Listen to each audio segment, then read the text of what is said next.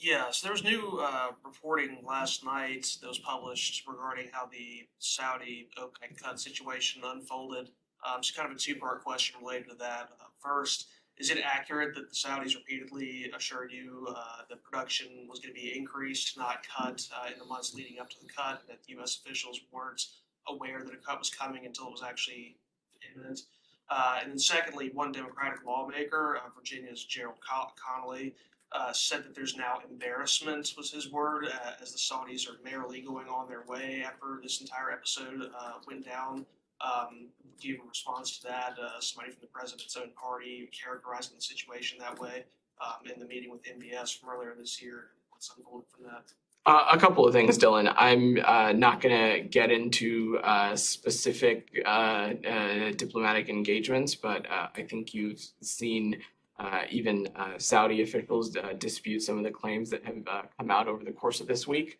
But we have been clear over the course of this administration, as it relates to the conversation around energy, that supply should meet demand. That has been the case as not only our country and our economy continues to climb out of the COVID-19 pandemic, but others do around the world. And our message has been clear to producing countries, that supply should meet demand. As it relates to Saudi Arabia, again, I'm not going to speak to Congressman Connolly's comments specifically, but as we've said previously, this is a relationship that has been built over decades on a bipartisan basis. And so this administration will act methodically and strategically. And as I have said before, we have a multiplicity of interests in Saudi Arabia, some security interests, energy interests, trade interests. But we, again, have been quite clear that we found this production decision disappointing. And so we're going to do our due diligence, and as the president and others have said, work to continue to recalibrate that relationship. I have a quick follow-up. The reporting indicated that the nature of the meeting with MBS this summer was largely focused on energy and these potential OPEC cuts in production.